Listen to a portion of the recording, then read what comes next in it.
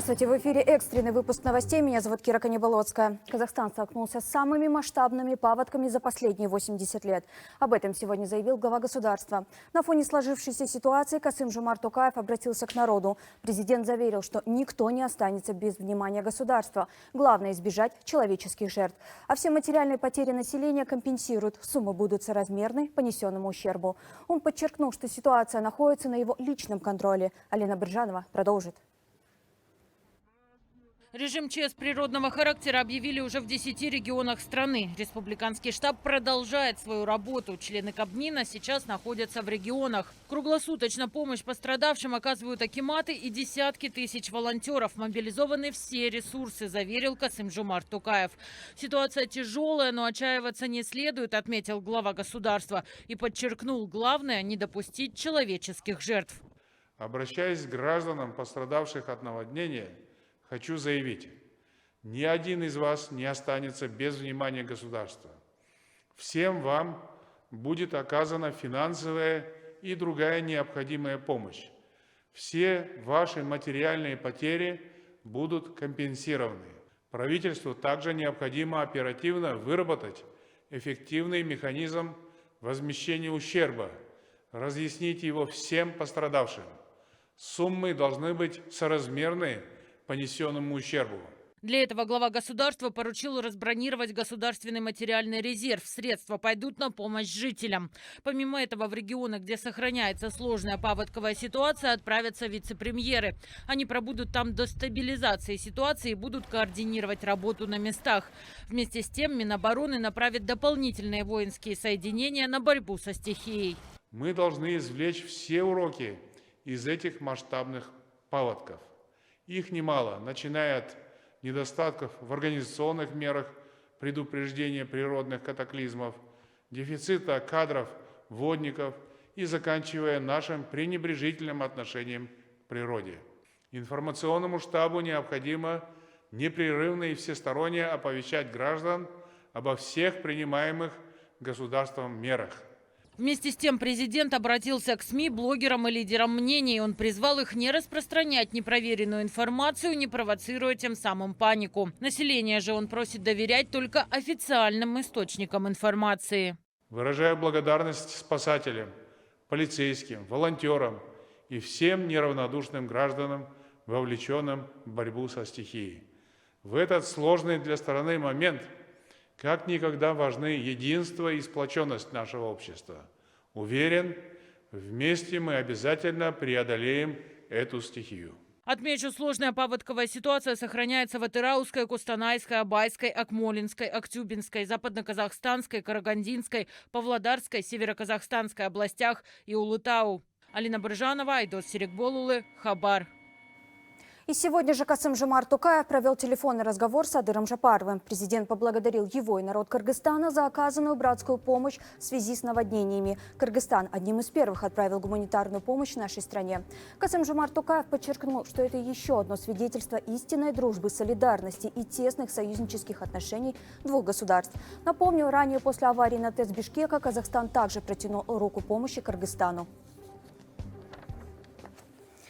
Из-за паводков по-прежнему сложная ситуация в Атырауской области. В регион с рабочим визитом прибыл вице-премьер Канат Бузумбаев. Он провел заседание оперативного штаба, где сообщил, что в городе объявят режим ЧС. Такое решение обусловлено половодьем в соседней России и с тем, что для борьбы с паводком в Атырауской области необходимо укрепить дамбы реки Жайык. Тем временем там продолжает эвакуировать население города Кульсары. В городе Кульсары с начала ЧС более 12,5 тысяч жителей разместили в безопасных местах. Многие из них уже лишились своих домов. Мое село ушло под воду. 4 дня мы боролись со стихией. Все обессилены. Надеемся на помощь правительства, поскольку все имущество наше пропало. Большая вода пришла к нам неожиданно. Люди спасаются как могут и уезжают в безопасные места. В пострадавший район для оказания помощи из областного центра прибыли 30 сотрудников полиции и 80 военнослужащих Национальной гвардии. Из соседней Мангыстауской области к ликвидации последствий также привлекли военных. Сейчас здесь находятся 55 военнослужащих из полка специального назначения. Помогаем в ликвидации последствий паводка в городе Кульсара. Работаем без перерывов. Эвакуируем людей. Самая главная задача – обезопасить население от стихии. 50% территории города сейчас под водой. Восстановительные работы идут непрерывно. Привлекли свыше 140 единиц специальной техники. Размер ущерба выяснит специальная комиссия. Мы разделили город на участки, определили ответственных людей. Ведется кропотливая работа. Наша задача досконально выяснить, какой ущерб нанесен городу и его жителям. К спасательным и восстановительным работам приступили также добровольцы и волонтеры. В это трудное время каждый житель города старается внести свой вклад. Дильназ Думанқызы, Рауан Калыбаев, Асланбек Шигара, Матай Матенов, Хабар, Атырауская область. Министр по чрезвычайным ситуациям Чингис Аринов находится с рабочим визитом в Костанайской области. Там за последние сутки режим ЧС природного характера объявлен еще в 2 районах и в самом областном центре. Связано это с увеличением сброса воды с крупнейших водохранилищ Каратамарского и Верхнетобольского. Они сейчас заполнены до критической отметки. Такие объемы могут привести к тому, что Тобол выйдет из берегов. Именно в эту реку идет основной поток с водохранилищ. В случае разлива в зоне риска десятки прилегающих сел. Чтобы обеспечить пропуск большого потока воды на Тоболе, в нескольких местах взорвали лед. Частично демонтировали пешеходный мост в черте города. На прибрежных улицах делают отводы и укладывают мешки с песком. В селах укрепляют дамбы. Население из зон возможного подтопления эвакуируют. Для размещения жителей подготовлены десятки эвакуационных пунктов. У нас через дорогу обрыв, и дальше идет уже поле. И вода вот туда начала прибывать, мы все забеспокоились, сказали, что срочно надо эвакуироваться. Мы тогда собрались и приехали сюда. Все уже было приготовлено, померили давление даже. Спросили, может, какие-то медикаменты надо. Постараемся максимально быстро все оперативно сделать, конечно. Все зависит от этой стихии. Максимально в кратчайшие сроки вернуть вас в ваши дома. В Уральске приступили к укреплению дамб на берегу реки Урал. По прогнозам специалистов Казводхода и Казгидромета есть большая вероятность, что в ближайшее время река превысит уровень 9 метров. Связывает это с увеличением сброса из Иреклинского водохранилища, расположенного на территории Оренбургской области России.